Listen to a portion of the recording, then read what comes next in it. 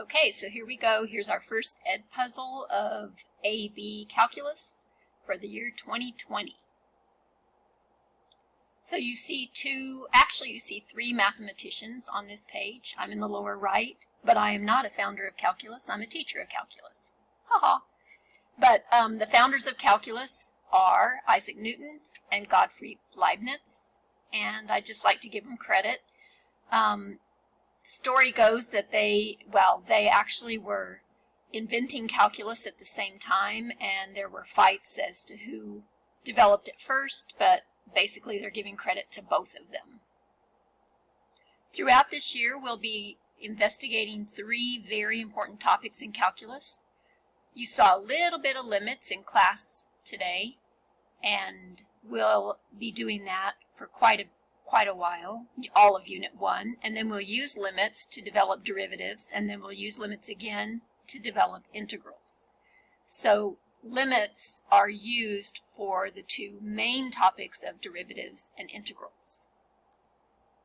Recall that for limits, as the x approaches some value c, the y approaches some value L. And so you have to be looking from both sides. So as this car is driving this way and this car is driving this way, then the limit is where they would crash into each other, and that would be at a y value of 1. The function value in this one is also 1. In the second example, they would still crash if they were driving towards that x value of 2, and they would crash at the y value of 1, but there is no y value there because of the hole. And in the third example, even though there's a point up here, this is where they would be crashing, so the limit is 1 again, but the function value is 3 this time. So let's investigate those other two topics of calculus, the derivatives and the integrals. So this first picture, find the slope of the graph at points A, B, C, D, E, F, and G. Go ahead and take a minute and find those slopes. Remember, slope is rise over run, or change in y over change in x. You can jot those answers down.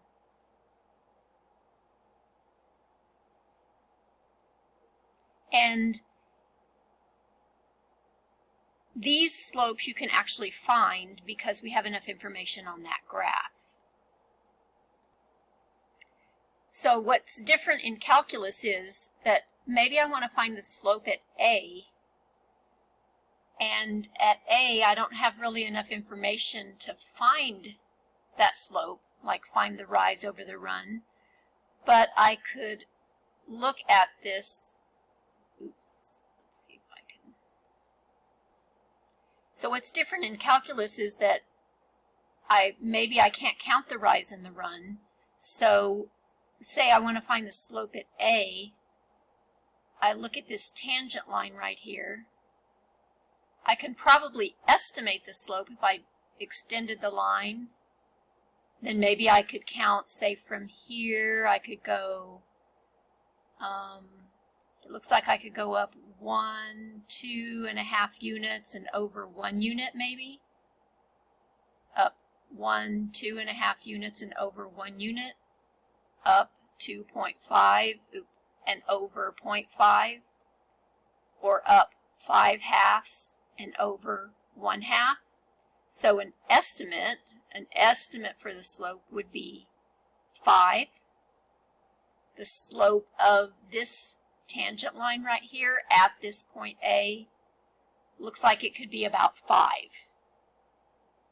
So you use that idea and try to estimate the slopes of points B, C, D, and E. Check your estimates with mine as long as they're fairly close. Good job. But what calculus can do is we can actually find the slope of that tangent line exactly. And so that's what we'll spend a long time. A lot of the first semester is finding mathematical ways to find that slope, not just estimate it, but find that slope, and that will tie to the derivative. And then this is going to lead us into an integral. So this is the other geometric form that's going to lead into the calculus form of an integral. If I want to find the area of the shaded regions, so I'll say this is region number 1, and region number 1 is a trapezoid, and the area of a trapezoid is 1/2 times the height times the sum of the bases.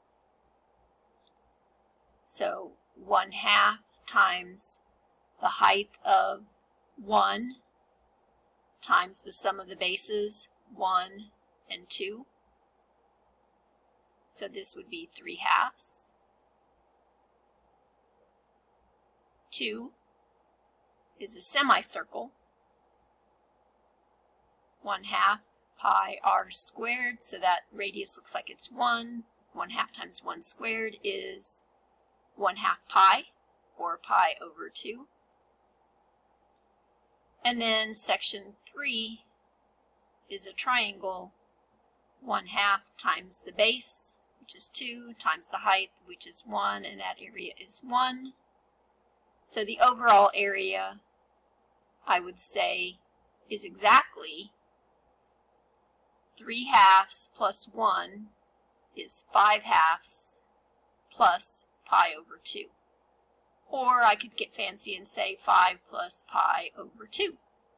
So that's exact area, and you can do that in geometry. But now look at this region. I want to find the area under this parabola, and I don't have a geometric formula for that, so what's your best estimate for that area? I'm going to say I have 1, 2, 3, 4, 5, 6 complete rectangles, and then this one, and maybe that would be 7, and this one and this part would be 8, and maybe these two together would be another one, 9, and then these two, maybe 10, so maybe 10 point something, I don't know, 10.3 is my estimate. 1, 2, 3, 4, 5, 6, 7, 8, 9, 10, maybe 10, a little bit bigger.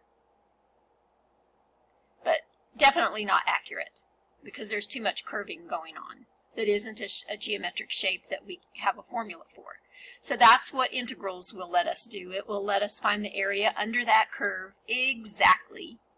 And that will be what we do in the second semester, is learn about integrals and how we can use integrals. So I have two final questions, not really math related, but one is, do you have this calculator? And the other is, do you have this book? So that wasn't so bad for your first Ed Puzzle video, and I'll see you on Monday or Tuesday.